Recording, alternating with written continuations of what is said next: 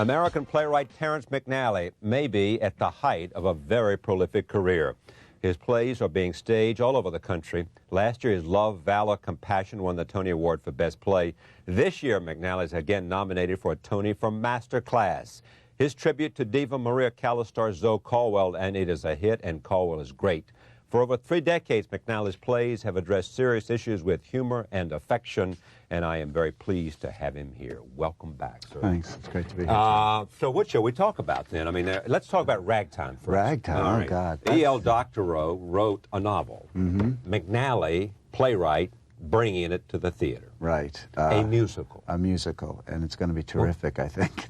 I hope that's not cursing the project, but I just came back from Canada. We did a 6-week workshop with the actors, fully staged, choreographed. And I'm only one of the authors. Lynn Ahrens wrote the lyrics, and Stephen Flaherty wrote the music, and they've written the most glorious score. I feel so positive about a project, and I'm usually a nervous wreck before I begin something. Very uncertain. Is this going to work? Will this interest anybody?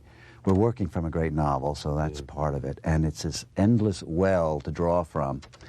That book, whenever we got stuck or something doesn't work, we go back to the novel and we make it work. And we're going to open it in December in Canada, and it'll be on Broadway December '97. So why did you do this? Our producer is Canadian. It's what he did with Showboat. Yeah. It's a big theater town up there, Toronto. It's a big surprise to all of us. There's beautifully restored theaters, brand new theaters, off-Broadway, off-Broadway. So it's a good community to do the play in, and it's going to be a lot of Americans. Whose idea was it? The idea was Live Ent, the producer, Garth Drabinsky and Marty Bell. Oh, yeah, right, the big theater guy. But it's like Spider-Woman. You know, I'm asked to do a lot of musicals, and people say you haven't done very many. It's because most things I don't think would make good musicals. When Hal Prince and Fred Ebb and John Cantor said Spider-Woman, I said, great. When Garth and Marty Bell said Ragtime, I said, wonderful. I didn't have a clue how I was going to do it, but it seemed material that would sing, that would be enhanced by music, not diminished. So we went to work. We found Lynn and Stephen, who are wonderful teams. Lynn and Stephen? The composer, lyricist, and Ahrens and Flaherty. They did my favorite year at Lincoln Center, and then they had to show up for the Tony Award about 4 years ago, Once on This Island. What else are you working on now? Well, I've got a 1-act play that's going to open tomorrow night at the Manhattan Theater Club, which is still my home theater. That's they're going to do my new play next season. I've got a new play for Manhattan Theater Club. A 1-act play? Tomorrow night is a 1-act play on a bill called By the Sea, by the Sea, by the Beautiful Sea, which I've written with Lanford Wilson and Joe Pintoro. Oh, that's right. Next year is my new full-length play. And what is that? I'm very secretive before I finish. We don't talk about this, I don't even give the title. People will say, why won't you tell me the title? And Lynn Meadow knows, the producer, and that's about it. I don't know. I think it's bad luck to give away. When it's finished... What's the idea? I don't like to talk about that either. No, I think it dissipates. All right, then what's the plot? Is it a comedy? No. It's a musical. It's a drama. It's a play. I think the word it's a drama. Play. See, my model of theater has always been Shakespeare. They're all mixed up. All right, there's I agree. comedy. There's this. So one play does not have to be one or the other. One play can be part drama, part comedy. And people always say there's all these transitions in his play. I know there's transitions. 1 minute I'm laughing, and 30 seconds later, I'm depressed, or I sprain my ankle, or I turn on the TV and something awful has happened. And I think theater should reflect. All right, I'm not trying to play games with you, but one more time. Where did the idea come from? Can you tell me that? No. I mean, I don't know. Okay. I don't know where it came from. I can tell you where the idea of Masterclass came from. Well, I know where that came from. No, you don't, I bet. No, I was teaching at Juilliard, and I was very frustrated teaching how hard it was. John Guare and I were teaching a playwriting camp class, and I thought, this is so hard to get over what I mean without saying, do it exactly the way I did it. And I was on the elevator, and I heard 2 students saying, oh, Leontine Price is giving a master class. And I flashed my faculty card just about 2 years ago this time of year, and I went in and went to the master class. How theatrical the situation of master class is. You pretend we're alone, just you and me talking, then suddenly you turn out to the audience and say, now see, Charlie did that very well. Right. I said, this is very theatrical. Then, about 3 months later, Manhattan Theater Club did a tribute to me. First, made me feel very old. And Nathan Lane came out and did a speech from Lisbon Traviata, which is a play about people who admire Maria Callas. Zoe Caldwell came out and did a scene from a perfect Ganesha play of mine she had done. Right. And I went, masterclass. The first line of the play is no applause. The last line is that's that. And I started writing on the program, and people were saying, stop that. You've got to pay attention. They're doing scenes from your plays up there. Yeah. But I just had this So while they were flash actually of doing that, you had the whole inspiration. inspiration. See, I thought, you're right, I didn't know, because I thought it was because you either attended Maria Callas's master class. I went to a couple of them, yeah, but I had no idea I'd write a play about them. So I it went was- as a Callas groupie in those days. But you are now. You became one. Oh, I was always a Callas Oh, groupie, I'm but sorry. I mean, I didn't think I would ever write a... I just went to be in her presence one more time, because I doubted she'd ever sing in public again at that point, because she'd sung at the band. I go way back with her. I grew up in Corpus Christi, Texas, very near the Mexican border, and we could pick up on our radio the opera from Mexico via Monterrey, Mexico, and I heard this woman singing Rigoletto, and I was about 14, and the sound of her voice did something to me. And her name, in Spanish, the announcers called her Maria Menihini Callas. Maria Menihini Callas. Yes, because that's their pronunciation.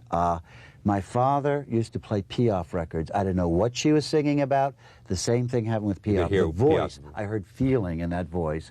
So suddenly I started buying Maria Meneghini. I learned Callas records when I was still in high school and fell madly in love with the sound of her voice. She wasn't a celebrity the way she is now then. She was a good singer. She was fat. She didn't have this scandalous life. I came to New York as a college student, stood in line for 3 days to see her make her debut as Norma, and she lived up to every expectation. By then, she had transformed herself into this rather Audrey Hepburn, very slender woman, but the greatness was in the musicianship. All the greatness of Callas is on her records. When people say, I wish I'd seen her, I say, you didn't miss anything. You miss seeing a very beautiful, compelling stage presence, but the genius is in those records Because I bought in high school. Yeah, because part of the myth about her is that she was a better actress than she was singer. That's a myth. And people think good acting is running around the stage frantically and tearing your hair. Just the other night, they had a show on NET called Divas. They showed Callas. Right. She was like this and sang Visitarte. She didn't move. She sort of once did her hand like that, and she held on to herself and barely moved. Most other singers run wildly around the stage singing Visitarte and look up to heaven and scream and shriek and throw themselves on the floor. She was a minimalist. It was all in the voice and with the music. All right, but let's talk about adaptation then, because I've had people come on this program, at least one, I remember, a director, I've forgotten who it was now, but some film director from Italy. Zeffirelli. Yeah, Zeffirelli. Not thrilled with the Callas he saw in Masterclass. Right.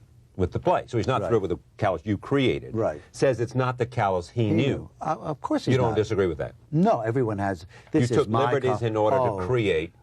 Again, it's very much like adapting ragtime. I think I honored the spirit, the memory, the art, everything about Maria Callas, but it's my interpretation. Just as I tried to do the same thing with Doctorow. Someone else may say, I would have done a totally different adaptation of ragtime. I would have portrayed this whole other side of Callas. This is a Callas I remember also from her master classes. I found her a cruel teacher, not supportive, frustrated. Not reinforcing of... I mean, I heard her say to a young Asian soprano who was going to sing the role of Mimi the next night in the Juilliard Opera Theater, because the director of the production wanted to kill Callas after this incident. The woman sang the aria, Si mi chiamano Mimi, quite beautifully, and Callas said, very lovely, dear. She said, but you make such awful faces when you sing, and you're such a pretty person when you're just relaxed like this. Can you stop making those faces when you sing? She destroyed that soprano. That is not that is not supportive. Sometimes I don't feel very supportive when I teach playwriting because I get frustrated or I get a million Well, do things. you think people that are very... So to say Callas is bitchy in my play, I observed her being bitchy, or I don't think Callas, many of her students were up to her standard. And I think it showed. Sometimes I've worked with students I don't feel are going to be very good playwrights. I feel I'm wasting my time, that they should maybe do something else. I think it's very hard to be a committed teacher and commit yourself to students when you don't feel they're giving you back as much as you're giving them. And I've been in that position many times as a teacher, and I think a lot of people care about teaching, and I do care about it, take it so seriously. I'm exhausted after I teach, and I get very angry when I feel a student is not giving me 102% back, and I try to give them 102%. Well, part of the conventional wisdom about teaching is that the best performers, a great diva, very good playwright, Nobel laureate writer, are not very good in teaching what they know. A, because of patience. B, because they don't understand. And this is especially true with athletics, you know, that great athletes can't teach, whether it's golf or football or baseball, hitting a baseball, because they don't have patience. Or B, because they don't understand, because it came so much easier to them than it does to the student. And there is a genius for teaching, too, and a passion for it. You know. And I think at that stage in her life, Collis was probably not a very happy woman. Her active singing career was over, and she was not yet 50 years old. She was 48 years old when she taught at Juilliard. Joan Sutherland, Birgit Nilsson, her contemporaries sang into their mid-60s. It must be very frustrating to have lost your voice, which she virtually had at that age. Because she was reckless? Oh, I think you have to be a voice teacher. That, technically, I don't understand the voice. I think there was a recklessness. My favorite Collis comment about that was Beverly Sills supposedly once said, I'd rather have sung 10 years singing like Collis than 40 years as anybody else. I think Sills was also a very passionate singer who gave of a very different instrument than Collis, but people who gave of their... Joan Sutherland does not give you her guts when she sings, and you could say that's why she still, you know, made her farewell at Covent Garden at 68, or she was almost 70, and Collis paid that price. But I didn't write a play about Joan Sutherland. I wrote a play about Maria Callas. Yeah. And Edith Piaf is another one who, you know, sang from down there, and I think that's what great art is about. Art is about the soul and the heart, not about the mind. That's the editorial page. That's the dry play that talks about issues. I'm not that sort of writer, so I wouldn't identify with Joan Sutherland as a singer. I respect her, but I don't buy her records, and I'm not denigrating her. But Collis, she made me feel alive as a kid. I mean, I was growing up in a hick town in Texas. There was a lot of... Corpus Christi's not a hick town. Yes, it is. If you're me, it's a hick town. I had my bags packed early, but you know, she made me more alive, less lonely. Let me say one other thing. I also had a great English teacher in high school who this play is as dedicated to her as it is to anyone, if you know what I mean. She gave me that passion at an early age that art is important. It adds meaning to our lives. She made it fun to read a play by William Shakespeare when I was 14 years old. Most kids are terrified of Shakespeare, and so they remain terrified as adults because they were traumatized by a bad teacher. Bad teachers are what are ruining this country, I think. I'm passionate.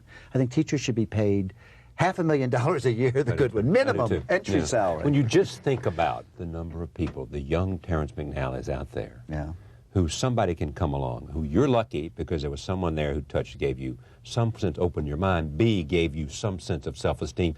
3, gave you a love affair with a language, you know, with a culture, with an art. How can you thank someone like that? And you just say, I want more of it, I want more of it, I want more of it, and it turns you on. Yeah. I always wanted to dedicate a play to this woman, and I waited till Frankie and Johnny, because it was the first play of mine that was successful enough, I thought might make it to Texas and play at a theater she might be able to see. And it's amazing what these people give us. And Collis was a kind of a teacher, too, someone to inspire. So was Zoe.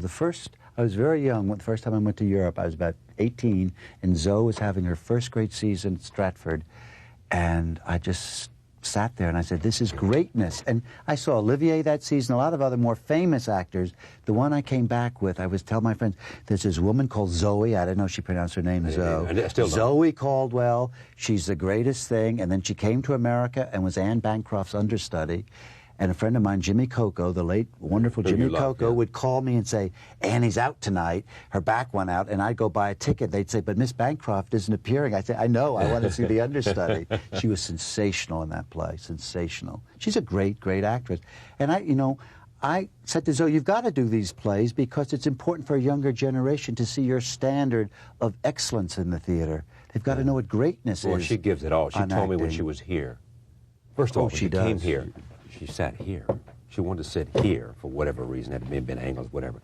She's so seductive. Oh, yes. And she so just rolls this seductiveness and this sort of wrapping you into, you know, who she is. Not who she is, but her passion for what she does. She is passionate about it, and I'm so glad another generation is getting to see this, because they will aspire to TV acting if they don't see great stage acting. If I don't see plays by Shakespeare, I'm going to aspire to movie writing. You know what I mean? Well, it's what do you important. aspire to? With the Tonys you have, and with this and that? To write a play that just... I haven't begun to write the plays. I'm very hopeful about the new one.